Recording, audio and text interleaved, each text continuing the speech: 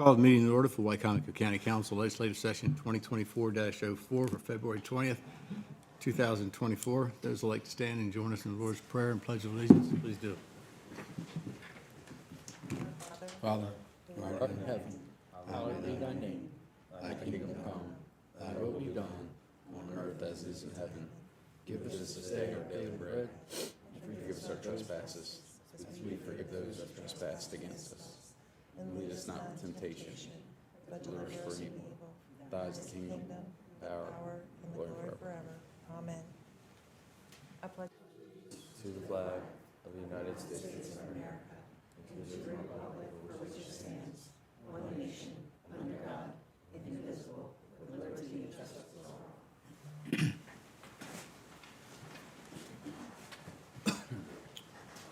We have Joe Holloway is joining us by Zoom. Joe, you're there, right? I muted him. Okay. Because that was Okay. making. All right. I'm texting him to tell him if he wants to speak, he needs to. Okay, thanks. Entertain a motion from council to approve the consent agenda. So moved. Second. Second. Any discussions or corrections? Seeing none, all those in favor say aye. Aye. Opposed? Motion's carried. Consent agenda is approved unanimously.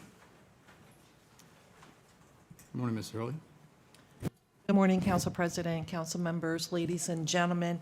The first item on the agenda this morning is a public hearing on resolution number 17-2024. This is to approve the removal of a forest conservation easement containing 5.40 acres located on tax map 30, parcel 327, lot 5, owned by Purdue Foods LLC, and the on-site relocation of the 5.40 acres of forest conservation easement on tax map 30, parcel 87, lot 4, owned by Purdue Agribusiness LLC. A public hearing notice was posted on the county's website, and council did have a work session on this request on January the 16th. And we had Mr. Colin Harrison here, environmental planner, if there are any questions. Thank you, Ms. Hurley. This time we open the floor for public hearing on resolution number 17-2024. If you have any comments you'd like to make, come to the podium, state your name, your county of residence, and your concerns. Okay, that concludes the public hearing on resolution number 17-2024. Entertain a motion from council to approve resolution 17-2024. Second? Second. Any discussion? Yes, Josh? I just want to note, of course, that this is a on-site relocation in a 1-to-1 ratio of, they're not just removing it and that's the end. It's a mitigation. They're just going to move it to a different part of the property. Okay. All good. Anybody else? All those in favor of resolution 17-2024, say aye. Aye. Opposed? Aye. Was that an aye, Joe? That's an aye. Okay, thanks. Yes. Thank you. All those opposed? No. Resolution 17-2024 passes unanimously. Okay, next is a public hearing on resolution number 18-2024. This is to authorize the county executive to execute a license agreement with the West Side Neighborhood Alliance Incorporated for the use of the West Side Community Center for the licensee events, programs, and approved rentals by the Wicomico County Department of Recreation, Parks, and Tourism. A public hearing notice was posted on the county's website and published in the local newspaper. Council did have a work session on this request on January the 16th, and we have Mr. Steve Miller here, Director of Recreation and Parks and Tourism, if you have any questions. This time we open the floor for public hearing on resolution number 18-2024. If you have any comments you'd like to make, come to the podium. Please state your name, your county of residence, and your concerns.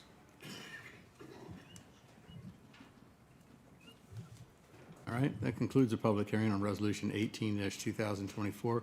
Entertain a motion from council to approve resolution 18-2024. Second? Second. Motion second. Any discussion?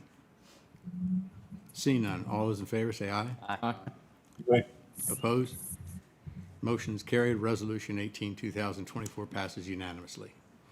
Okay, next is a submission of an appointment to the Recreation and Parks Commission by Mr. Bunky Luffman, Director of Administration. Morning, Mr. Bluff. Good morning, everyone. For the record, Bunky Luffman, Director of Administration. We have an appointment this morning for our Recreation and Park Commission, which is an advisory body to the director. And luckily, we also have our director, if you have any detailed questions. Thank you. Resolution number 19-2024 is confirming the appointment of Patrick L. Hickson as a member of the Recreation and Parks Commission. Entertain a motion from council to approve Resolution 19-2024. Second. Second. Any discussion? All those in favor say aye. Aye. Opposed? Motion's carried. Resolution 19-2024 passes unanimously. Yes, sir. Thank you. Okay, next for your consideration is resolution number 20-2024. This is approving and publishing the additional dates of the official holidays for county employees for the year 2024. And we have Mrs. Donna O'Hare here, Director of Human Resources, if you have any questions. Entertain a motion from council to approve Resolution 2024. So moved. And a motion second? And a motion second. Discussion.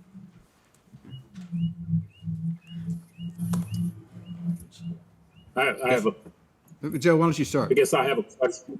Okay, good. Okay, we've not, done this, we've not approved these before, but however, they have been taken advantage of, I guess, or done.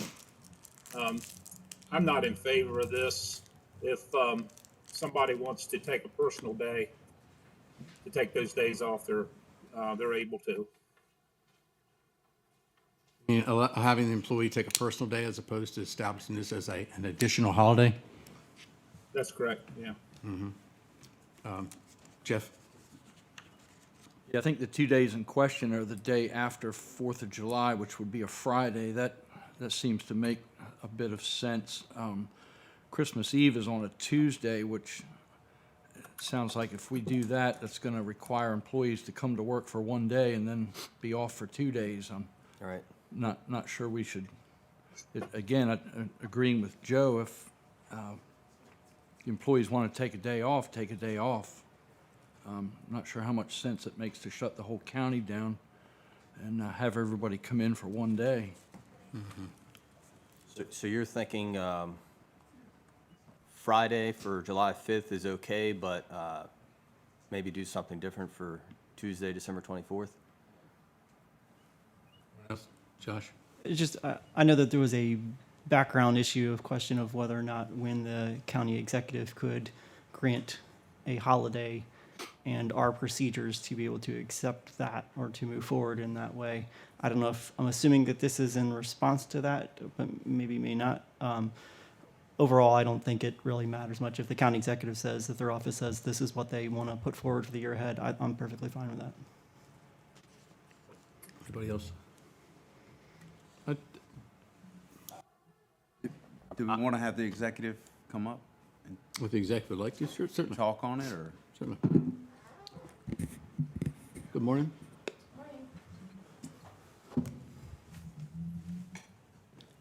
So, yes, this is in response to the back and forth. We figured this was just the easiest way to do that. I do not feel that our office is productive on Christmas Eve. I mean, I'll be not working Christmas Eve, and so I wanted to give Christmas Eve as a holiday. And as you stated, July 5th, a lot of people will be taking off that day anyway. So each year, if we look ahead at the calendar, we're given plenty of notice for you all. But obviously, it's up to you.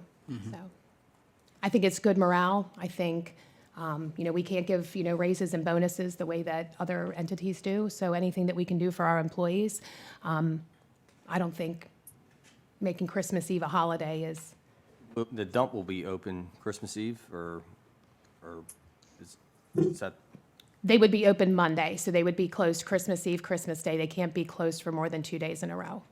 So then they would be open the day after Christmas. So we would be open Monday, closed Tuesday, Wednesday, and then it's just the way that it falls this year. And then we would be open Wednesday or Thursday, Friday of that week. And then same for July. So they would be closed 4th of July and then July 5th and then back open Saturday.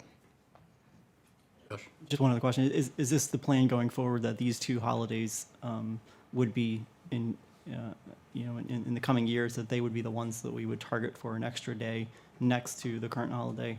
Is that the general plan? I would assume, it just so happens the way that it falls. I think that each year it would be different. So you would have your standard holidays that are voted on, and then if there were additional days, if the Fourth of July ends up falling on a Saturday or Sunday, things may change, but I think it would be a year-to-year basis. But I would like to try to shoot around July and then at Christmas time. In some instances, I understand it, whereas, if Christmas is on a Thursday and Friday is the next day, it's kind of crazy to have everybody come back the day after Christmas or vice versa. But I think in some instances, I'm a really fan of trying to keep holidays as holidays. And if it's not a holiday, common practice is, I think as Joe had suggested, common practice is really that you make it a personal day, and at least they have that flexibility as employees to make it a personal day. I'm not quite sure how it comes into play as what is fair with those individuals who are, what's the term for it? An at-need? Essential. Essential, yeah. I'm not quite sure how it comes into play in fairness with those who are essential employees and don't get that benefit one way or the other. So I think, honestly, I try to stick with the holidays as being what they're there for, as holidays. And of course, allowing the flexibility through the privilege of a personal day if they choose to do it. It's just, Are you opposed to adding Christmas Eve as a holiday? well, I think it depends. I think it sort of depends on when it falls. In this situation, I think maybe Jeff said, with Christmas Eve being a Tuesday, I think that definitely should be a personal day. If you want to take that, it's a personal day, because then you have Monday as well. So The July 5th, though, would be, I'm not in favor of July 5th at all. Whether or not I'm a curmudgeon or not, I just, July 4th, you celebrate July 4th, you come back on July 5th. I think that's a whole lot different than like a Thanksgiving holiday or a Christmas based on just what people do with their families and things like that. So, I think most people spend Christmas Eve with their family. If you celebrate Christmas. I think in the Well, around the holiday. I mean, kids are off school at Sure. that point in time. What we're trying to do is, we're very limited, I think, as a government entity to be able to do things for our employees, unlike, the public or the private sector. So this is a way for us to tell our employees, we appreciate you. We recognize the fact that we can't do those things. We can't, close our business if we want to, or not, say, I'm not going to go do your shower, but, tile your shower on Christmas Eve.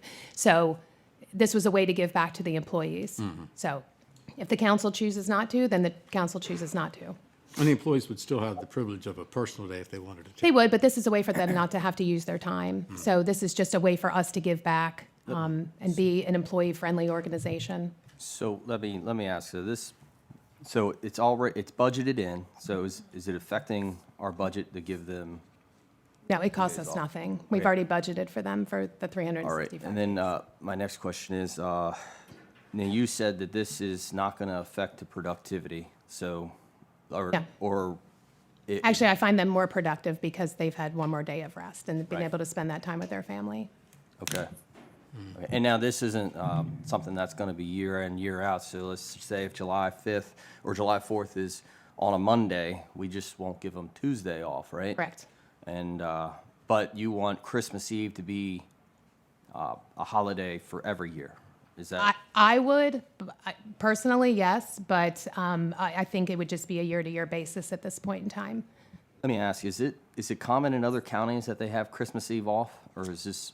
I'll let Donna answer this It because we did. depends on how, I asked several other counties, and usually throughout the year, most counties get permission for a couple of extra holidays, just depending on how they fall. It's on a year-to-year basis. They go to their council, they get approval, communicating as she's done with this. And it just depends on how it falls. So your instance, like Christmas Eve, and the way this falls, in other counties, would it be? It's probably 50-50. I think some would, some wouldn't. Okay. Yeah. Okay. Yeah, because the way it falls, it's just such a strange, when it falls like that, it's probably a 50-50, which ones would and which ones wouldn't, so. Josh? Can I say something? Sure, Joe. Keep in mind that we're here to serve the citizens, and I understand that we want to be friendly to the employees, but there are citizens that probably need services on those 2 days. Whether they're coming in for permitting or whatever. And also, federal government and the state government does not take those 2 days off. Schools are closed though, Joe, for 2 Excuse me? weeks. So, you know, we're just Do what helping now? out families. You know, we're just trying to help out our employees in ways that we are unable to because of us being a government entity as opposed to the private sector. Yeah, I missed your first statement. Did you say schools are closed? I said yes. I mean, yes. So Yeah, the so schools. the schools set a schedule of 180 days a year, so I Mm-hmm. mean, they can work around that however they want to. I Right. think it's 180 days. Well, so. as I said, I'm presenting an opportunity for the council to show that Wicomico County is is employee friendly. And if you don't take that opportunity, then you don't. Well, I think we do show our employees that they're appreciated. Right, and this is another way to do that. So if you don't want to give them Christmas Eve off, and if you don't want to give them the day after the 4th of July when it falls on a Friday, then that's your prerogative. We are allowing them to take that day off still, but it's a personal day. Right, I would just rather them not use their time on like a holiday like Christmas Eve. Me personally, I don't have a problem with the Christmas Eve holiday. I do think it's a lot of people spend a lot of time with their families on Christmas Eve, but the post-Independence Day, I'm kind of like John. I don't see any need for that, just my opinion. And then the question arises in this particular instance with Christmas Eve being on a Tuesday, what happens with Monday? You know? They would The next maybe thing take we're a go- ne- personal day then. Next thing we're gonna get is that, well, you know, heck, why should they come in Monday and then be off Tuesday and Wednesday? Next thing you know, we're gonna be getting a Monday, Tuesday, and Wednesday off. So I think I like to draw the line, but when it's a holiday, it's a holiday. And outside of that, give the flexibility of a personal day, and we're being as friendly as we can with employees. Because I think you're right, Shane, we have a lot of respect for the employees. I think we do everything we can for the employees. So let me ask, so if we break this in two, it seems like this is split. Josh is okay with both. Who is in favor for the July 5th and who's in favor for December 4th? 24th. 24th, yeah. Just so we can, if we're not gonna do both of them, I don't think we should nix both of them. I think we should compromise and maybe pick one of them. Because to me, I think Christmas Eve is a holiday. I take off for Christmas Eve. I give all my employees off for Christmas Eve, all 5 of them, and we, it is a day for family for me, and I would agree with Shane on that. But I think we need 4 votes to make that happen. So, Just I would be on board with Christmas Eve. just to add in for context, my day job, I'm a nonprofit executive. What we do in the nonprofit industry is we usually do 2 floating holidays or a floating holiday just for whatever that preference is. But if there's like a day after or a day before a particular holiday, the standard practice is just to make sure that it's not a religious holiday. So Right. Thanksgiving and 4th of July or something would usually be those kind of holidays. So I'm perfectly fine if we want to add 2 additional. I think that our employees deserve extra time off. I think that's good. But I think we should just set it going forward. This is the policy going forward year after year. Right. But if you wanted to add something like a floating holiday where, 2 floating holidays. Into Yeah, the to- personnel manual or something like that. yeah, I think that's a good way to do it. The other thing too, at the state level, is that the state also gives 6 personal days, we give 2. So just something else to think about. so we already allow for 2 floating holidays. We do not. We have none. So what if We have if we 2 just personal days and that's it. what if we just allow for 2 floating holidays and whether it be like the day before Thanksgiving or Christmas Eve or post Independence Day, and that all depends on what the calendar looks like on the work week. As long as you work it out with a supervisor, I think, and ahead of time, I think it's usually. I mean, I'm fine with just the 2 floating holidays, and then that could be the executive's decision or whoever makes the decision on the holiday. That way, it's not limited to it's only 2 holidays. I'm not saying give everybody a day off, but saying just 2 holidays. That way, the administration can decipher whether or not it's okay for this year to do post Independence Day or not. So, just. Well, Yeah, go ahead, Joe. excuse me, John. I heard, I think somebody at the table say that it doesn't cost anything, and I know I brought that up at the last meeting or the meeting before. We have the HR director. What does it cost for a day of employment with the employees of Wicomico County? So- made a statement that it was around 150,000, but I'm not sure if that was entirely correct, whether it's wasn't. 130 or 150. So what is the cost of running the county for one day for employees? So payroll comes out of the finance department, and I did not see the The quote that 130,000. you got. I think the county executive saw that paperwork, but I did not. And I think Pam Mullen is also here as well, as far as the actual numbers. So it's 130,000, but whether they are here or not, Joe, we're paying that money. So I would rather have If they're productive not here, they're employees. not- No, we're paying that money whether they're here working or they're at home enjoying time with their families. So that money is already budgeted in July 1st. So whether they're here or not, the money's being paid.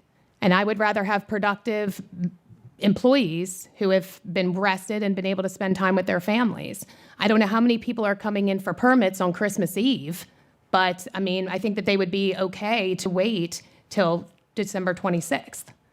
So employees get 2 personal days a year Correct. now. Why don't we just give 2 more personal days that they can use anytime they want and just not have it Christmas or post-Independence Day? We could. I mean, I'm just. At look, Worcester, I I get knew 6. looking ahead on the calendar, you know, based on previous executives, based on when I was first elected in December, we gave a day. It was never an issue. It did not become an issue until 6 months to a year later. So I followed what Rick Pollitt did. I followed what Bob Culver did. I followed what John Pasota did. So this is how it's been done. This is how I followed it. When it became an issue, all of a sudden, this was the easiest way. So when I looked ahead at the calendar, I said, if I was to do this, it would be July 5th and it would be December 24th. So that's why I brought those dates forward. If we want to do it a different way going forward, that's okay too. I'm not familiar with July 5th, having been given off before. I'm just not really familiar. Well, no, but I mean a holiday given, you know, that wasn't approved by council. So it didn't seem to be an issue with previous executives, so we just followed suit with that. But if we need to do it this way, then that's okay too. Do we have council support on giving 2 extra personal days a year I guess the to question, use when they want? there's 2 Well, issues here. let's go- Go ahead, Joe. Let's go over all the days that county employees get off and the number of vacation days they get over a period of time, so we'll know what we're doing here. I know there's sick days, there's personal days, there's vacation days. You know, so let's look at, you know, sick days, personal days, holidays, vacations. Let's look at everything we've got here before we just give 2 more days off, or before we decide on these days that, you know, some people are wanting to do. Just exactly how many days do county employees get off now? Do you want to continue this so that way we can have all that I think brought back to That may you? help if the council wants to do that, to get that information as Joe's requesting at the Yeah, same time. we've got plenty of time. so I think it that's would be fine. good maybe if with HR's help, we do evaluate the options between personal days and what did you say, flex days? Floating holiday. Floating holiday. If you could come back to us Sure. with that, that may be Absolutely. a better scenario, but we would need a motion to table. I'd like to make a motion to table this. Motion to table resolution number 20, 2024. All those in favor? Do we get a second? I don't think you need a second on the table, right? Yes. All right, second? I'll second. Second. Yeah. All those in favor? Aye. Aye. Aye. Aye. Okay. Aye. Chair votes aye. So resolution 20-2024 will be tabled. Thank you very Yep, much. we'll bring it back. And Thank just you. so I Appreciate it. understand exactly, what data is it that you want me to come back with? I think Joe is saying it'd be good for publicly to have all the data here as far as how much time it is that the employees are really granted in sick leave, vacation, personal days, et cetera, to try to see exactly what options they truly do have at their. So that would be an analysis of every person, because it depends on how many years they've been here. So that would be an analysis of the entire county on what their accruals are. for If you each can average employee. it, that would be Oh, great. Okay, sure. I can give you a breakdown of the tables of how many years of service and how many, right? Great, perfect. Okay. And then maybe whatever the administration's beliefs might be as to whether the personal days would be more More than more floating. effective as opposed, or the floating days. Okay. Whatever options. Can you also check with the other counties and see what personal leave they give? I know Worcester's 6 a year. Yeah, So you could that's check what we're with maybe competing against. Somerset and- Yeah. Yeah. All right, thank Thank you. you very Yep, much. thank you. Ms. Hurley? Next on the agenda is Resolution Number 21-2024. This is authorizing the county executive to accept a grant for the Local Management Board, also known as the Wicomico Partnership for Families and Children, in the amount of $25,000 from the Maryland State Department of Education. And Mr. Timothy Bosman here, he's the Director of the Local Management Board, if you have any questions. Entertain a motion from council to approve Resolution 21-2024. So move. Second. Second. Any discussion? No? Okay. All those in favor of Resolution 21-2024, say aye. Aye. Aye. Opposed? Motion is carried. Resolution passes. Okay, next is Resolution Number 22-2024. This is authorizing the county executive to execute an agreement and mortgage with the United States Department of Commerce, Economic Development Administration for a grant award in the amount of $5,522,000 for exterior improvements to the Wicomico Youth and Civic Center. A motion from council to approve Resolution 22-2024. So move. Second. Second. Any discussions? You have any questions? All those in favor, say aye. Aye. Opposed? Opposed? Motion's carried. Resolution 22-2024 passes unanimously. That's all I have, Mr. President. Thank you, Ms. Hurley. Morning, Mr. Benson. How are you? Morning. We're here for Bill number 2024-01, which is an act to amend Chapter 90 of the Wicomico County Code titled Tax Exemptions, Section 90-9, to allow property tax credit to be granted to an auxiliary of a bona fide volunteer fire company and provide that only one tax credit is allowed per dwelling. The council will remember that this was adopted, a prior bill was adopted in December that granted the tax exemption to volunteer fire companies. An issue rose after that adoption as to whether or not auxiliaries were considered members of auxiliary fire departments, of volunteer fire departments.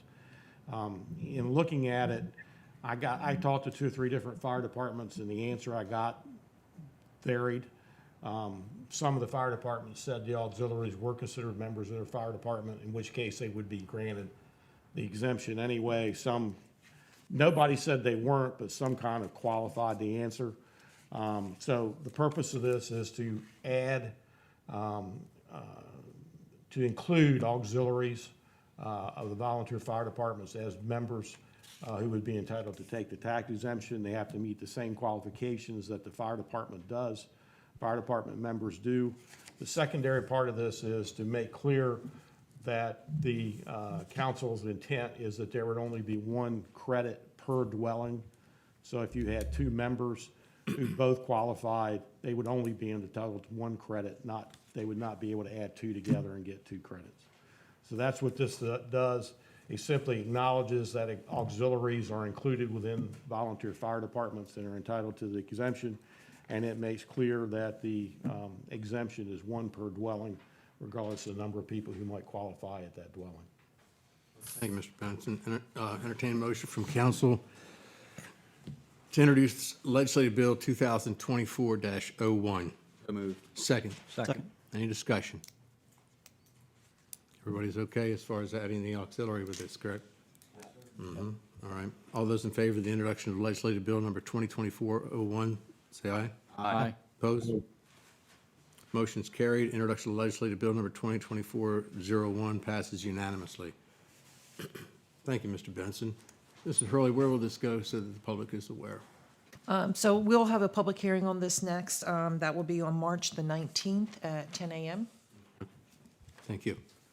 This time we open the floor for public comments. If you have any comments that you'd like to make, come to the podium, please. State your name, your county of residence, and your concerns. Who's first?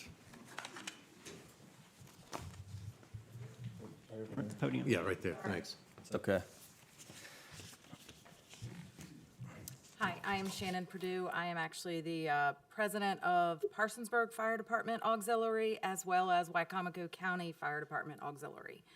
I want to first of all say thank you for including the auxiliary. Would it surprise any of you that there are 172 members of auxiliaries that actually meet the low SAP requirements? So that's 172 people that you have affected. Great. And that's a pretty big deal in Wicomico County. We completely understand and support that only one member gets it. That actually runs in my household. My husband and I both meet low SAP requirements, so we understand that my husband would probably take it and I would not. For Parsonsburg personally, I know that 9 of our members of our 15 meet these requirements, and 6 of them do not have a spouse in the fire department, so it's a pretty big deal. And again, 172, I was shocked at that number, 172 members that meet low SAP.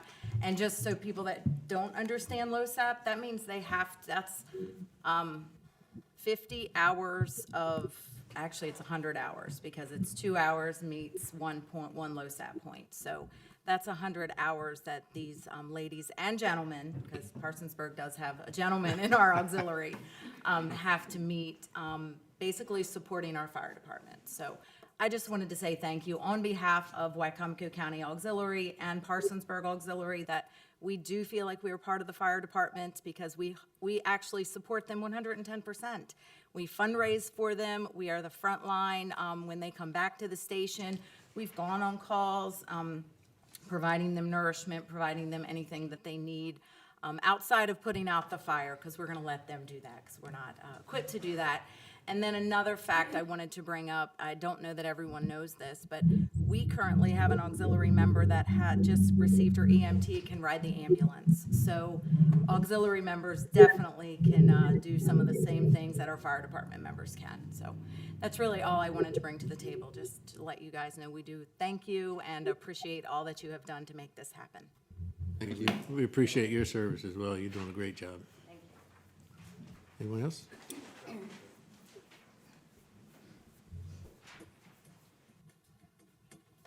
Good morning, I'm Holly Ortel. I'm the president of the Wicomico County Fire Association.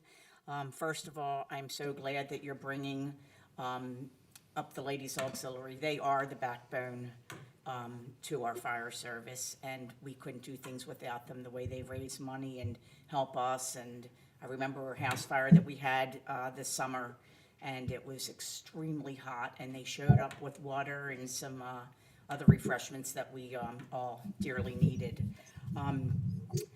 I had a meeting the other day that I asked for to meet with our county executive, and Pam and Shane was there, and it has to deal with the 1099 for the real estate tax credit that has been brought up. It was shared in the meeting by Pam that let me go back a little bit. We have been trying not to do a 1099 for the real estate tax credit to be taxed on a tax credit. And Pam stated in the meeting that Queen Anne's County doesn't do a 1099 because they only give up to $599. With that being said, I did my homework over the weekend on Friday all the way to Sunday, and I contacted the president of Queen Anne's County Fire Association. I also contacted the president of Anne Arundel County and Calvert County, and that was false information that was given to us. They actually get $2,500, and they do not do a 1099 form for their firefighters. I passed this on to 2 of our council members that are up there with their information, and I truly hope that you all are able to go ahead and find out how they're doing this, not to tax us. You know, when this little pager goes off, it doesn't matter what time of the day or night, when this goes off for all of our members here in Wicomico County, we get up in the middle of the night, we run out. We might be up on a house fire or barn fire or whatever all night long, or out on a rescue. and we all have jobs the next day that we go to. Christmas, we get calls. We're going out to these calls. We're leaving our family, we're leaving functions because we all have a passion for the fire department. We are volunteers. We get $0 to show up.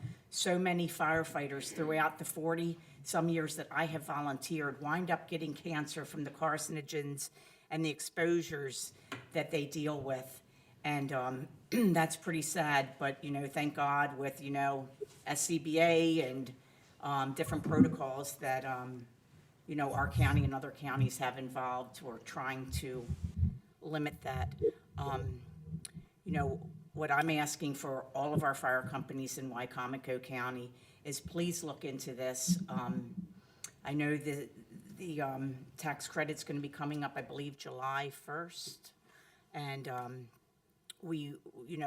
if Wicomico County is going to be the only one that's doing it correctly, then great. I don't want to break any IRS laws. When Pam gave me some information the other day at the meeting, the only thing that I can see under the firefighters is state or local tax benefits. And it reads, in some cases, volunteer firefighters receive benefits in the form of state or local tax credits or rebates. If these benefits are offered in return for services performed, their value represents income to the worker for federal and tax purpose and should be included in taxable wages. That would mean a W-2. We're not employees. We are 100% bona fide volunteers. And it does mention in a couple different places about a W-2. So we are not employees. When this first was brought up a couple years ago, before my time being down here on the Eastern Shore, it was brought up to be a retention and a recruitment and retention. And it's, we're struggling. Volunteerism is almost a thing of the past.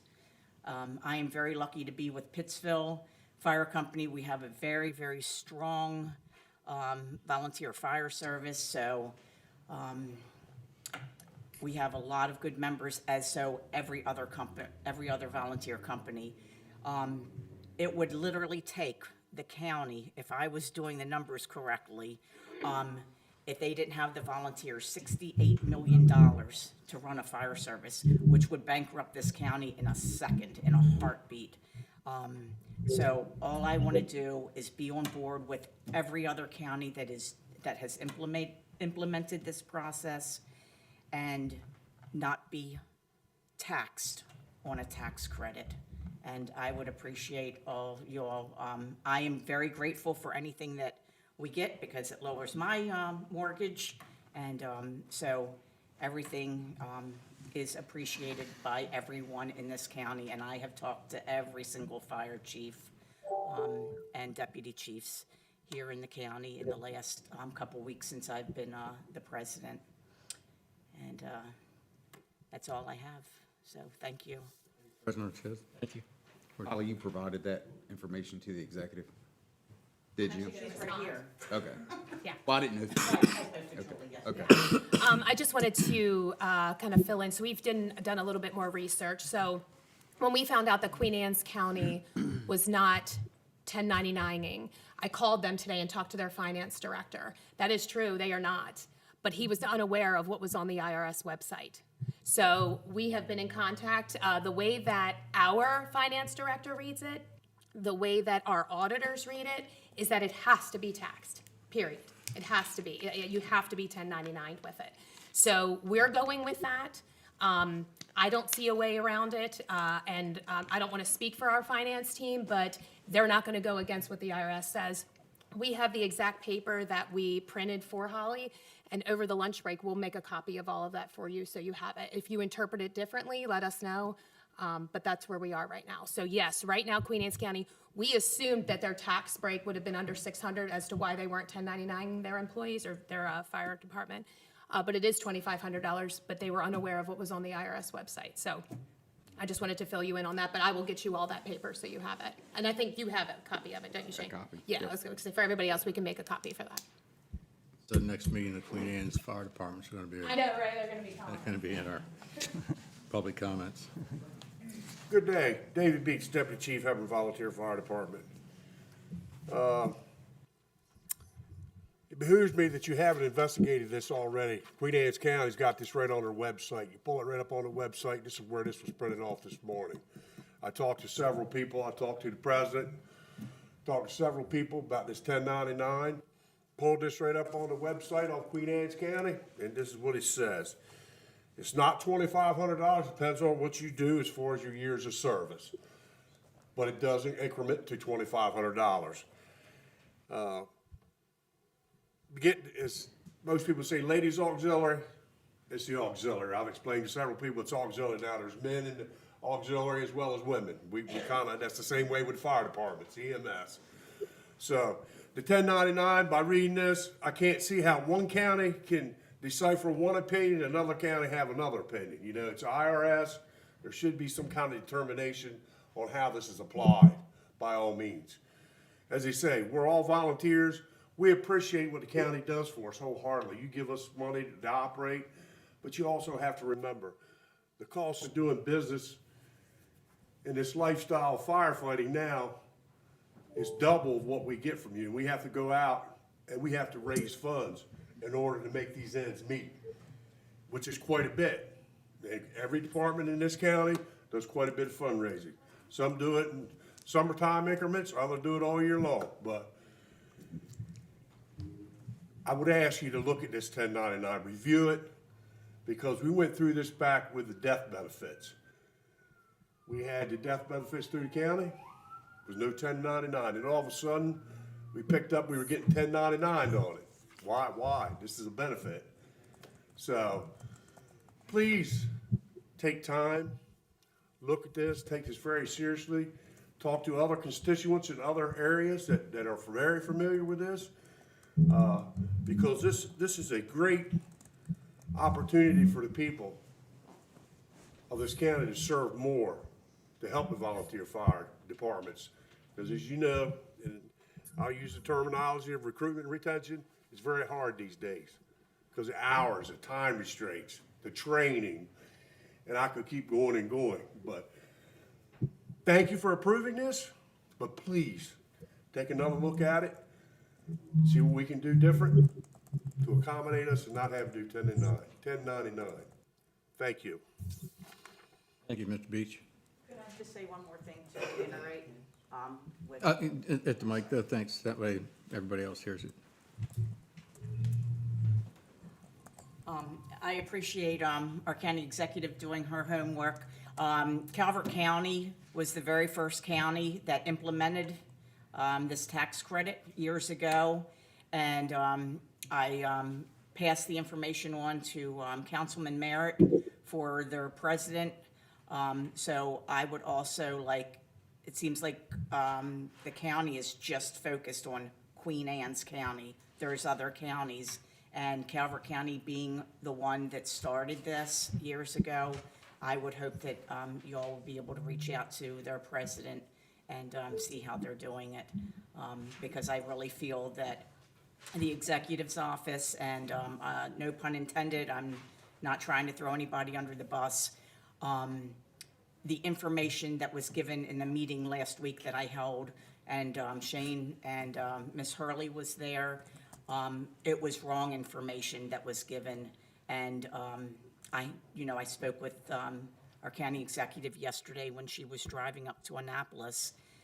So their homework should have been done before wrong information was given to me in that meeting. And that's all I have. So thank you. Any other public comments? Good morning. My name is Oak Harden, a resident of Wicomico County. I was here at the last meeting, and I asked the council if we had any surplus funds. The answer was not given to me. The county executive did touch upon it after, and perhaps my question came at the very end, just prior to adjournment. So I'm not sure if any of the council members had any, time to think about it. Two questions for you. One is, do we have, let's say, the surplus funds that we have, how are you going to utilize to better our community? Number two, how much is enough? You know, the surplus fund is sitting here somewhere in the county. And I don't know if anybody's ever thinking about or thought about as a council to say what would be the best way to utilize the funds to better the community. So those are the two questions that I had, and I would appreciate the answers. We have about 40 million in reserves, and how the council chooses to spend that, whether it's through operating expenses or capital expenses, we do that every year in the actual budget process. I guess if you have a request, and specifically, it might be something you would want to put in writing to the executive's office, since that's where the process starts, because we're not familiar at this point in time what you're suggesting those reserves may be used for. No, it's not a suggestion, it's just that when I was here last month, there were a lot of conversation about the budget. And so I was just curious as to, do we have any surplus funds? Right, and normally, So yeah. when the county executive addressed it, she touched upon it, and her numbers and your numbers are far apart. She's talking about 65 million, you're talking about 40. So I'm asking for councils to be responsible to the citizens of this community to inform us. Right, so right now, like, I'm totally in the dark, right? And we throw around, you know, the county budget was 175 million, there was almost $4 million was spent to purchase the health department, you know, I guess the new building, and which is fine, it's county's business, but as a citizen, I would like to be more informed about the process, and you know, rather than, like, we have 40 million per your statement. So it's sitting there, and you say, you know, it's county's prerogative to spend however we see fit, but if the community or the citizens are not aware, you know, it's hard to participate. And so if you want to give us argument, normally there's not even a given, something I never really like, there's not really a give and take during public comments, so we try to avoid that. It's sort of an I'm trying to make an exception to the rule, but if you want to give Ms. Hurley your email, we can certainly send the information. You can get the budget at any point in time on the county's website, which will give you the entire budget and show you every penny that we have. And I guess it's a matter of just recognizing the key phrases, whether it's contingency, whether it's reserves, whether it's carry forward. There's a lot of different terminology in reference to money that's out there that's extra money. But we'd be glad to help you with that. Thank you. Thank you. One more thing, I promise, and then Okay. I'm done. I just wanted to make sure it set the record straight. When the information was given to me, the information that was not correct about Queen Anne's County, that was given to me by the finance director, Pam. And she did also speak that she contacted them. So it was pretty misleading to me and to the fire service. So just so you all are aware, so when you do what you have to do to investigate, I appreciate you all. All right, thank you. Any other public comments? Mr. Atkins. Jim Atkins, Wicomico County. Want to run through a couple things real quick. First is, the most important probably, is the support of what all the fire chiefs and fire people have been saying today. As a lifetime member of Mardella, anything that is given to the fire company is greatly appreciated, but the members and the active members and the auxiliaries spend a lot of time, a lot of their own money that they aren't reimbursed for. And just getting a property tax credit is a great thing, but it'd be even greater for them if we can find a way to get around the tax on it. The second thing, a couple weeks ago, 2 meetings ago, I believe, I stood up here and spoke about transparency and perception. I don't stand up here trying to cause hard feelings or fights or anything, but I have attended a few council meetings here lately concerning people and their days off. And that it doesn't cost the county anything to give somebody off because they would have been working and paid, and it's all figured in the budget. Well, I can agree with that if the county was a Monday through Friday, 9 to 5 operation. To keep hearing that this does not cost the county anything is an untruth. You have the Sheriff's Department, the Department of Corrections, the Department of Emergency Services that are 24/7, 365-day-a-week operations. You give an extra holiday off, that employee in those 3 functions still comes to work. They get time and a half that day because they're working on a holiday. They get a holiday banked because they worked on a holiday. So please don't tell me it doesn't cost anything, because it does. It doesn't cost anything, as Councilman Baker said earlier, if you grant the employees 2 extra optional holidays, because the administration in each of these departments grants optional holidays based off the staffing that they have. If they don't have staffing, you don't get your personal holiday off. So in that case, it doesn't cost anything. Let's be a little bit more transparent. Later on today, if I understand the briefing book correctly, we're going to talk about, or you're going to talk about, a $6,950,000 surplus that appeared. Where are we at? We're talking about $7 million like it's a dime you find on the sidewalk. What can this county do with $7 million?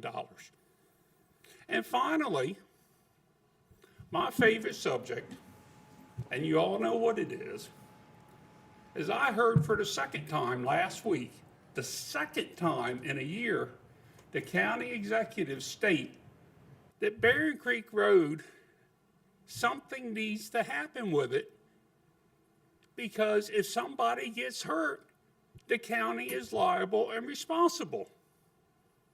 Well, we said that a year ago. What has been done to prevent somebody from getting hurt? Not a thing. Nothing. So I'm glad that we're into the budget. I'm hoping to see that the fiscal conservatives that hopefully we have on the council will do some cutting and get this budget back in line and finally make a decision on my favorite subject. Thank you. Thank you. Thanks, Mr. Wright. Any other public comments?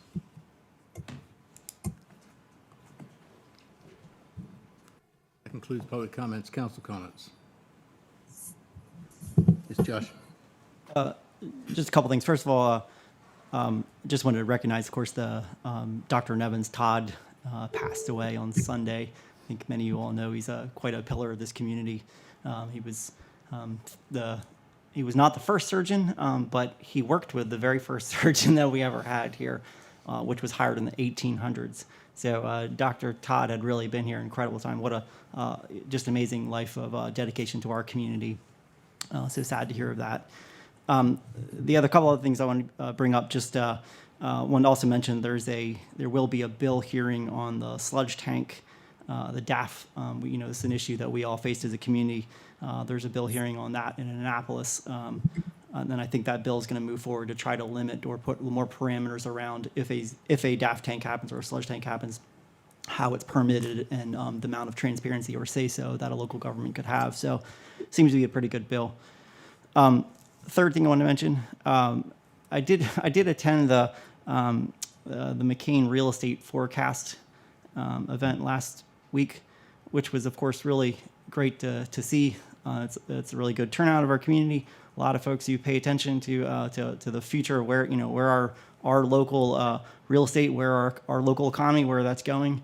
The numbers didn't look good for, the trend doesn't look good for real estate here in the future. So all the more reason for us to continue to focus on water and sewer. That seemed to be the biggest The biggest component of it, as we've heard for many years, our neighboring county is building thousands of homes, and we managed to scrape out 35 homes and built in the county. So we've got to really continue to focus on that, and I'm glad you all have a county council and a county executive that is focused on that, and hope we continue to do so.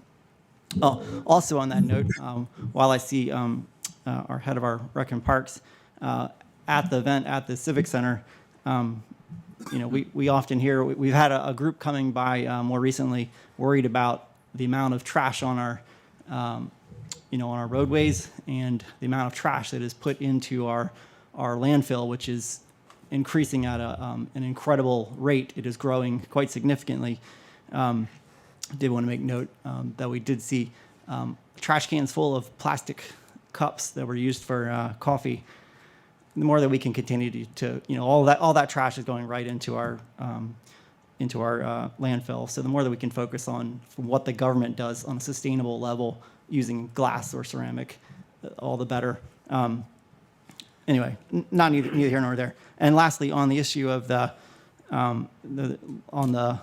firefighters in the 1099 or the IRS is very, very, very, very clear that any kind of benefit, and we all have these documents here, that any kind of benefit that is given is a taxable wage. We do not, and I want to underscore this, we do not want to put our volunteers and firefighters in a way that they are going to be audited in the coming years. That is not a process you ever want to go through.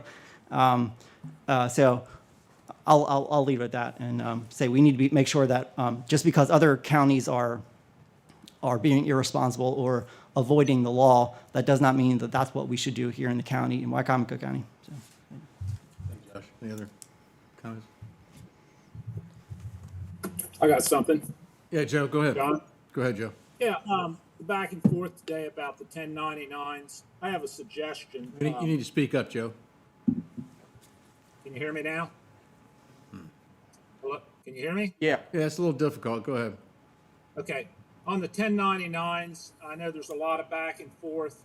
I've not seen the paper that Josh just held up, and I've not seen what Jeff and those, Mrs. Giordano said she was going to pass out. I have a suggestion that through our accounting firm, PKS, that they contact the IRS and ask them very, very frankly and plainly what the rules are, and to get a updated, if there is an updated ruling. I'm sure the IRS, I think there's probably an office in Salisbury, but I'm sure the IRS would be glad to furnish any updated information, if there is any. So that's all I have. Thank you, Joe. All right, Ms. Hurley? We had in December, we talked about this, and I think we talked about getting something sent to Andy Harris's offices, asking him what they can do or if they can do something with it at the federal level, because it seems like it's a federal issue. I don't know if we did that or we still need to do that, but I think it's out of our hands. But we can send a letter to Andy Harris's office, and I guess send another letter, make sure they got it. Okay. I'll just speak to that a little bit. I did contact Andy Harris's office, and he basically said that we should reach out to our accountant, or the individual would need to speak to their tax accountant. And I believe in the meeting that Shane, our Councilman Baker, and I attended, the finance director, which I don't think she's here, also mentioned that she did speak to PKS as well as Mr. Wilbur about issuing the 1099.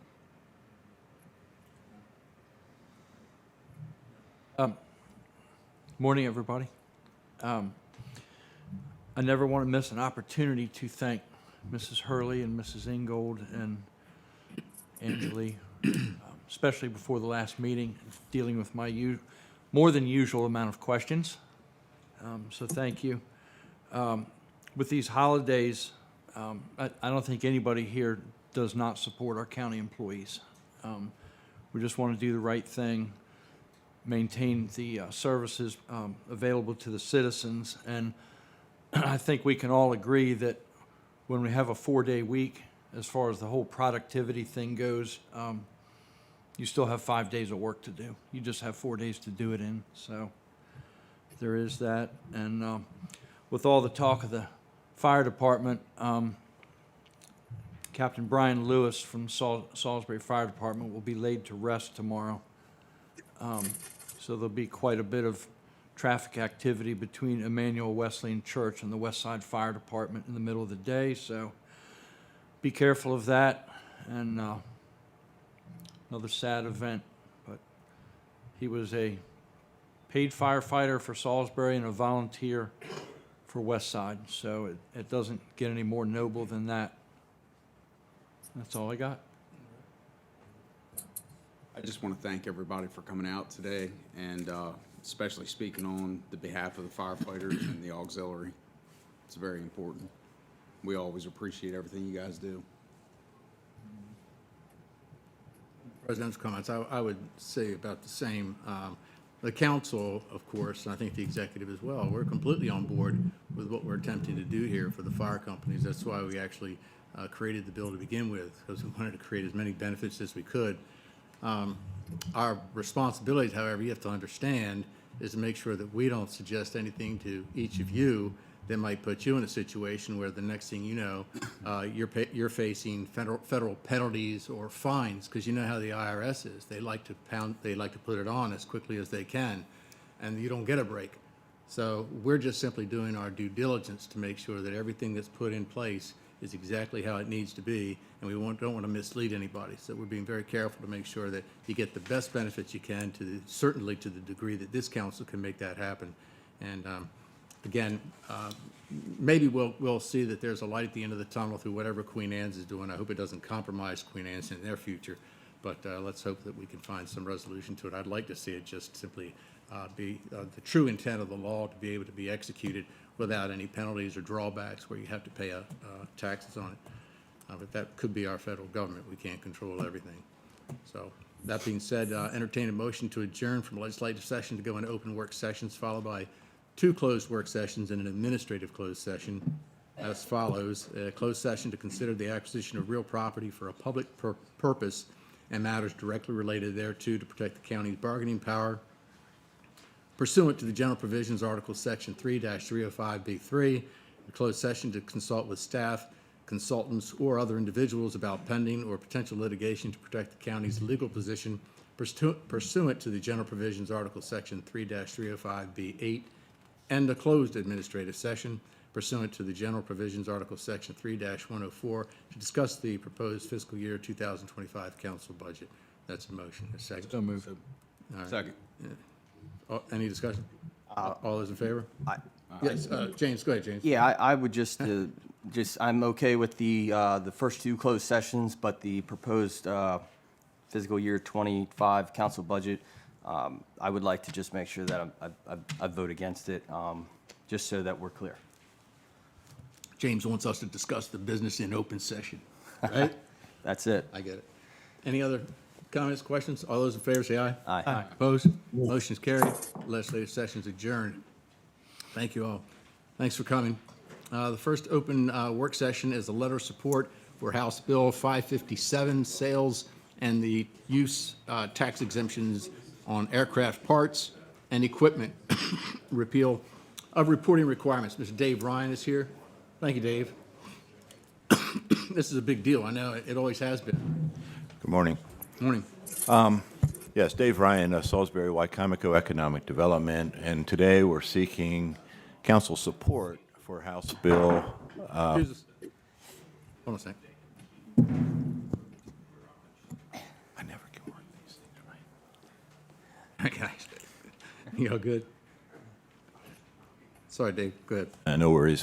Today we're seeking council support and county support for House Bill 557, which seeks to repeal the sunset provision on exempting from sales tax certain aircraft parts and aircraft systems and certain equipment, as well as a reporting requirement, I think, from the comptroller's office.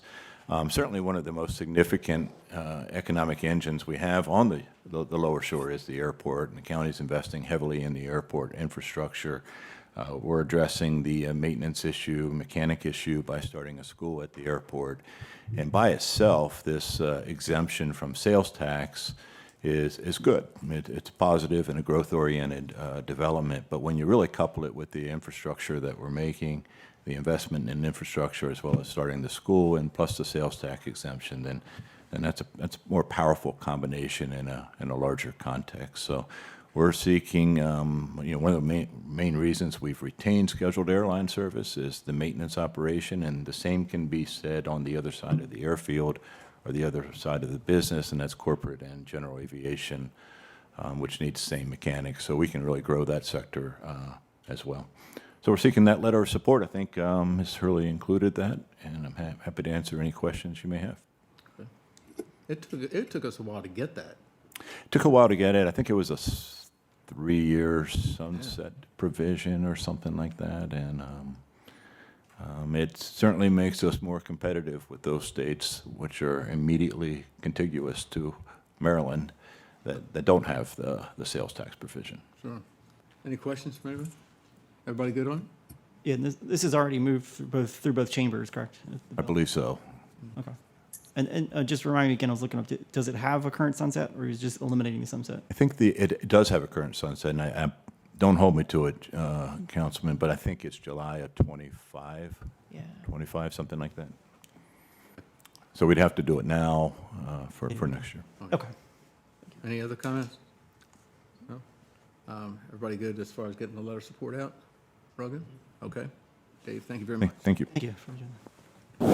Next item on the agenda is a letter of support for Senate Bill 961, which is in reference to Wicomico County vehicle laws, which is, of course, there's a prohibition on roadway solicitations.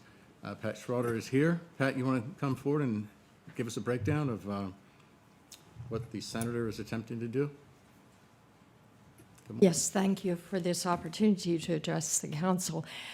This Senate bill. Know who you are, just so that. Oh, I thought you just said who. I did, but I like you to do the introductions yourself Okay. so that everybody knows. My name is Pat Schroeder. I'm district representative for State Senator Mary Beth Carosa. Perfect. Awesome. Senate Bill 961, as most bills started with a phone call to Senator Carosa by a lieutenant from the Salisbury Police Office, asking for some solution to solicitation on roadways. For Senator Carosa, it's basically a safety issue. And we have had the first hearing on it.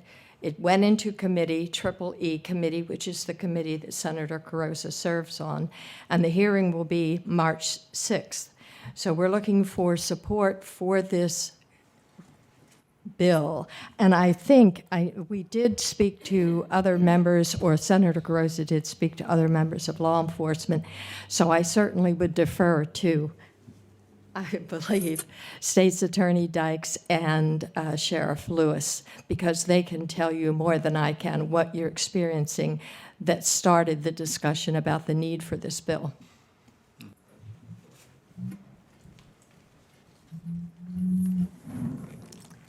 Good morning. Jamie Dyke, State's Attorney. Sheriff Mike Lewis, Wicomico County. So I believe the bill smartly addresses quality of life issues. Anybody that has attended or gone through some intersections in Wicomico County has certainly seen the effect of those who are panhandling, essentially. It is because it is already, it's just an addition to Transportation Article 21507. It is a presumptively constitutional law, and I think it's a smart way to do it. I appreciate Senator Carosa and Senator Mounts supporting it. The penalty is a preset fine of $70 up to $500. Hopefully, it gives law enforcement a way to address panhandling in Wicomico County. Two of the most prominent locations here in Wicomico County for this type of activity, panhandling, is the north end of Salisbury, specifically in the area of North Point Drive, in and around the Chick-fil-A restaurant, as well as Wawa. Down south, primarily, it's the old Supergiant parking lot. And I'm acutely aware, driving in those areas every day, the problems that exist. Traffic is often stopped, providing cash to these panhandlers, creating a traffic jam, and oftentimes these panhandlers become victims of crimes. And it is just it's a hazard. It is truly a hazard, and I fully support this legislation. Any questions? Yes, Josh? I just want to bring it up. I don't know if it's a further extension of this bill, maybe in a future years or something along those lines. But and by the way, I appreciate you trying to address this issue and bring it up. My district it represents that area of currently Acme. It is it is certainly something we see a lot. I do have folks that have been concerned that they use the analogy of the squeezing a balloon. That if you squeeze it on one side, it's just going to go elsewhere.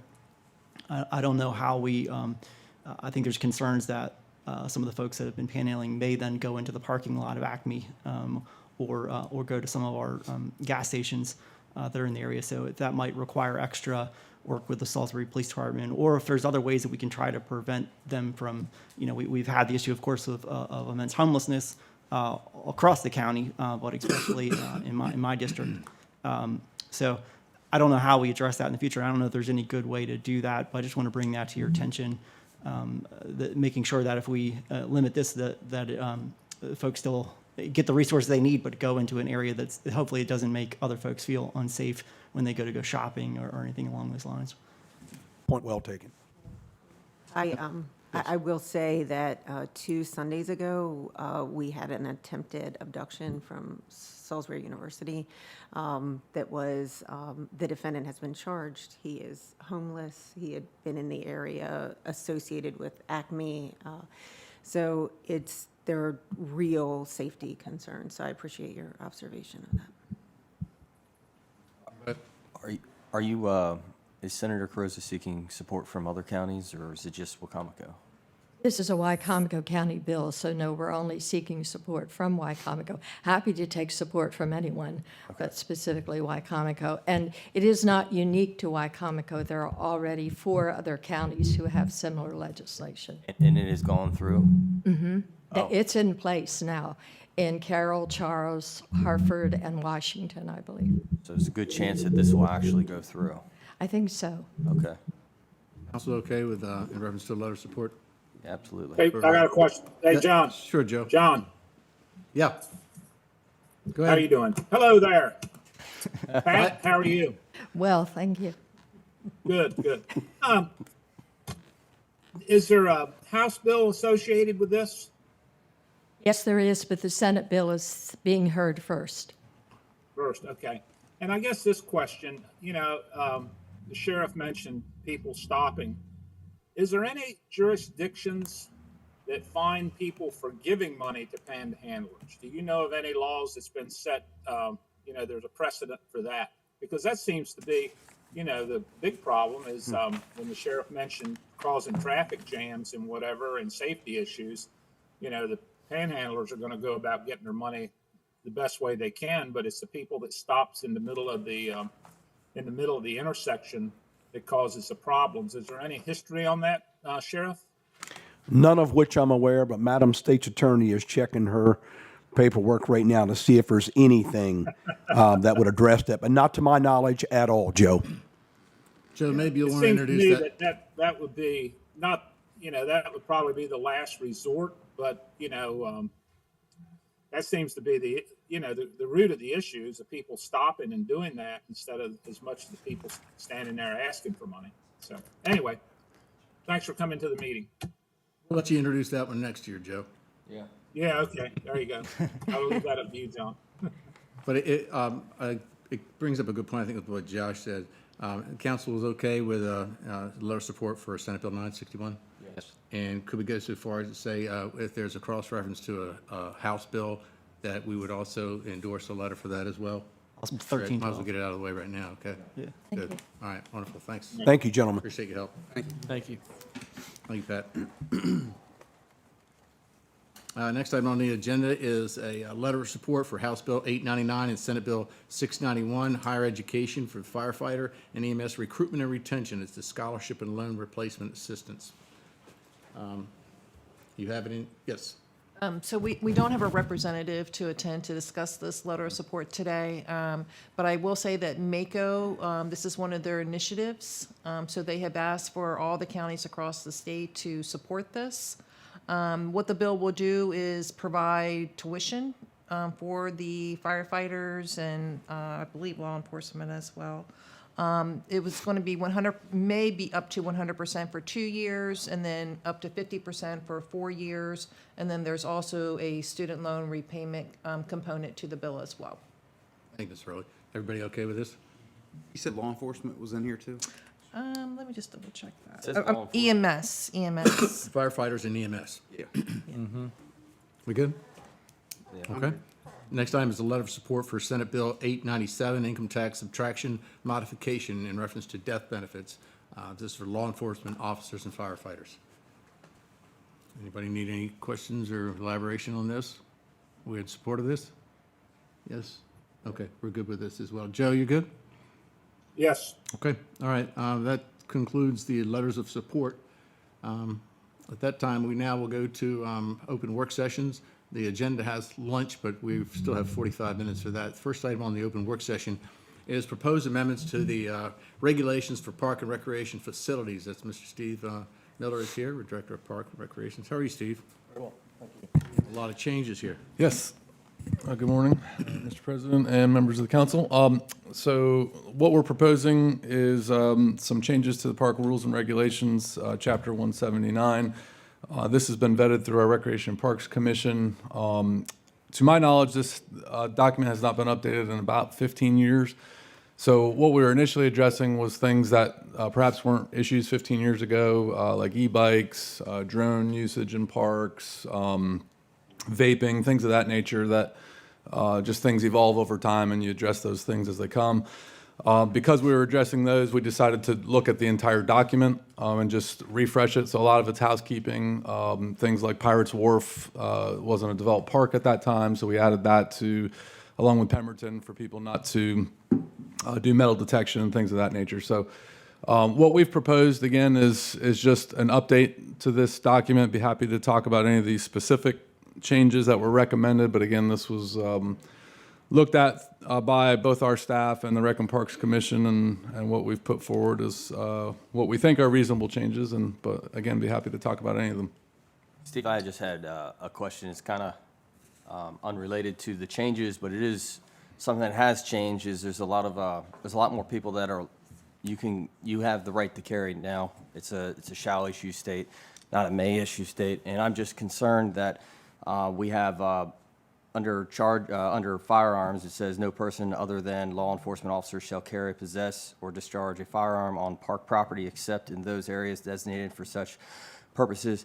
Now, obviously, we don't want people illegally carrying on parks, but law-abiding citizens that have their carry permits are the ones those are the most.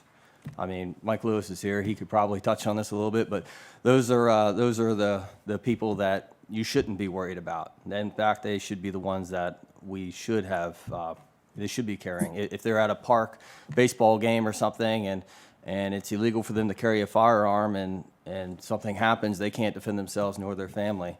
God forbid that ever happened. But I just see that this might be an outdated rule.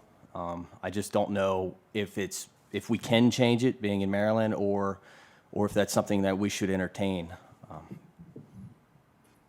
That was a lot. Sorry. No, it's fine. I would defer to the sheriff or to lawyers on that as far as what the laws are. I think from the smaller perspective of Rec and Parks, I think this rule was put in place. That's obviously most of our stuff is family-oriented type stuff, but obviously we're subject to the law. So I would defer to others on that. If that requires a change, we'd certainly be. Is that something that maybe we can look in legally? Is it, Mr. Benson? Do you think that's something we can look in to see if it's? Because I wouldn't want to walk down the park like anyone that has a right to carry, I wouldn't want them to walk through the park and then get arrested for carrying a legal firearm. That's just my concern. Thank you, thank you. I think it's a relevant point. I think it's a very relevant point. And I'd like to mention that Joe actually asked me to, well, say something because I didn't know if he was going to be here or not. Sure. So. Any other comments from anyone? Just clarity, we're checking on state law on that as to if that's allowed, right? That's the main. And so it said, obviously, I mean, it's concealed carry, it's supposed to be concealed. Obviously, you know, not all people feel at ease when they see an individual, you know, and a firearm. And some, you know, even if it's accidentally flashed, that scares a lot of people, and we certainly, it may make other people feel very comfortable. It has the opposite effect for a lot of other folks. So I think it's better to have, you know, presence with a sheriff's office or you know, or municipal folks who can feel like that's the security as opposed to an individual. I think there's a lot of people still don't know to tell the difference, and I think we're in that awkward kind of moment where we're not really sure as a society. Just because that person over there is carrying one, you know, we don't know their intent. So I don't want us to provide extra anxiety, but I also want to make sure that we're complying with state law. Good point. I noticed you do mention cannabis in here, and you say must follow state laws and all that. I don't think it would hurt to maybe elaborate on it more, Steve. First of all, you did a great job. I really appreciate it. It was a lot of work, and the red line helped us a lot.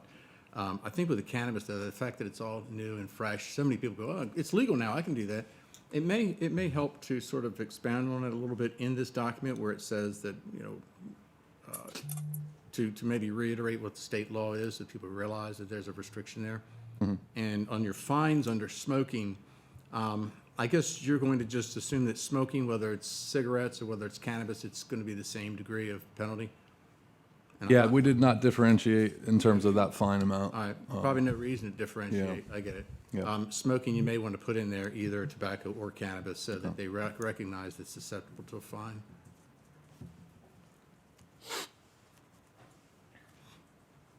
But it's amazing how many people think now you can smoke anywhere. Right. Yeah. Right. Yeah. Anybody else with anything? Okay. Yeah, it's really, really good stuff, Steve, as usual. What, will this be coming back to us I guess this will be coming back to us in a form of a resolution, Ms. Hurley? I believe because there are changes to our county code, it's going to be presented as a legislative bill. Okay, thank you, Mr. Weaver. So if I'm understanding, though, the items that were brought forward here will require more research, and then we'll resubmit those? Is that how that would go? Okay. I think anything that you might research and decide to implement, we can just address that with the actual bill itself. Okay. We don't have to come back to another work session. Okay. That's something I think that we could implement on your own and just, you know, we'll recognize it. Okay. Very good. Thank you. Anything else? Any other questions? Do you have anything else you wanted to add, Mr. Miller? No. Okay. Thank you. Thank you very much. All right. Thank you. Next item on the agenda is a discussion of proposed Everside Healthcare Center. Ms. Olin, I believe, is, no? Okay. All right. We will go straight into the proposed fiscal year 24 capital projects budget amendment. Lee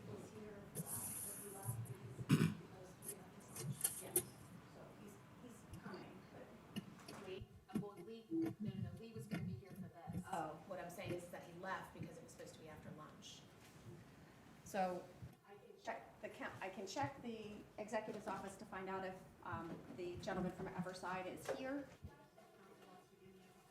Let me do this. I'll entertain a motion to adjourn in open session, go into closed session, recognizing the fact that we'll be coming back into open session to follow up on the healthcare center as well as the fiscal year 24 capital projects. Is that okay?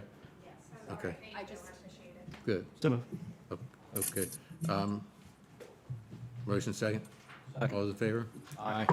All right, we'll now be going into closed session, so everybody's got to leave. Thank you. Um, But you can